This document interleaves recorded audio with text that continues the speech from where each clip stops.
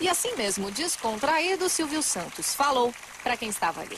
Nós de televisão estamos vendo que por mais que a Record queira se aproximar da Globo, em todos esses anos ela não passou de 11 pontos e ultimamente ela tem caído para 10, para 9, para 8 pontos, o que significa que o público dificilmente vai deixar a Globo. A Globo é um muro e ultrapassar este muro a gente só consegue de vez em quando. É claro que se você tem um jogo de futebol entre o Corinthians e o São Paulo na Bandeirantes, pode dar 30, 40 pontos, mas no dia seguinte as pessoas voltam para a Globo. Enfim, a gente já sabe que lutar contra a Globo, na minha opinião, é impossível. É impossível. Alguns segredos do Silvio Santos, empresário, para nós, para mim, Gerson. Uma das coisas que não deve preocupar quem quer se meter em qualquer tipo de negócio é não se preocupar com os elogios ou com as críticas. Se você vai entrar em qualquer mercado, não importa que esse mercado tenha um líder e que você nunca possa se aproximar do líder, se você não sonhar alto, se você administrar bem a sua empresa com os pés no chão, não se preocupando nem com o primeiro colocado, nem com o segundo, nem com o último colocado, se você fizer aquilo que a sua intuição manda e usar bom senso, deixando de lado a vaidade, você tem todas as possibilidades de conseguir o seu objetivo. Não tenha dúvida. Só não consegue o objetivo quem sonha demasiado. Só não consegue o objetivo quem pretende dar o passo maior do que a perna. Só não consegue o objetivo quem acredita que as coisas são fáceis. Todas as coisas são difíceis. Todas as coisas têm que ser lutadas. E quando você consegue uma coisa fácil, desconfie, porque ela não é tão fácil quanto parece. Continue trabalhando, continue apostando na sua intuição, continue com os pés no chão e não se importe com o que a sua esposa fala, com o que os seus filhos falam, com o que os seus amigos falam. Se importe com aquilo que você vive o seu dia a dia. Pelo menos foi assim que eu consegui, de camelô a ser banqueiro. A maior audiência histórica do SBT, se não me engano, foi na transmissão de um jogo de futebol em 1995, final da Copa do Brasil, Corinthians e Grêmio. E depois disso, o SBT nunca mais voltou a investir na transmissão esportiva. Por quê? Eu me lembro de um ano que eu tentei competir com a Globo e que a minha proposta tinha sido até um pouco melhor do que a da Globo. Mas aí me responderam de que a Globo tinha uma cláusula preferencial e que se ela cobrisse a minha proposta, ela ficaria com os direitos.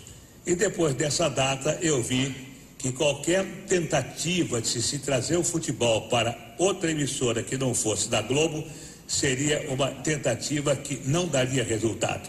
Eu criei as minhas filhas porque eu sempre sonhei em ter no Brasil uma vida como os americanos têm nos Estados Unidos. Eu sempre achei que a melhor maneira de se viver é se viver como um cidadão de classe média. Tudo aquilo que passa de alguém que possa ter o suficiente para viver como um cidadão de classe média, na minha opinião, a malucada, como eu já disse a vocês, é troféu. O dinheiro, para mim, representa apenas troféus de sucesso, troféus de vitória. Durante as comemorações dos 30 anos do SBT, ao vê-lo falar, eu vi não um grupo de funcionários aplaudirem o patrão, um empresário. A sensação que eu tive foi um grupo de fãs aplaudindo e ouvindo um ídolo. Você, Silvio Santos, se enxerga assim? As pessoas trabalham para você e te adoram. Não, eu nunca me preocupei com isso e eu até me surpreendo com a minha popularidade. Não, verdade, eu me surpreendo porque nunca foi objetivo meu e as pessoas de imprensa sabem disso. eu não dou entrevistas para os meus colegas, eu não vou a programas dos meus colegas, porque eu acho que eu exerço a minha profissão. Eu faço aquilo que eu tenho que fazer como profissional. Se o SBT, se eu fosse funcionário do SBT, assim como... Bom, eu nunca fui funcionário, porque quando eu comecei na televisão, eu já alugava os meus horários. Mas se eu fui funcionário só da Rádio Nacional. Mas eu sempre fiz aquilo que me mandaram fazer. Então, hoje no SBT, eu faço o meu programa e posso garantir a vocês, embora vocês vão dar risada, eu sou voluntário. Eu não ganho absolutamente nada, verdade?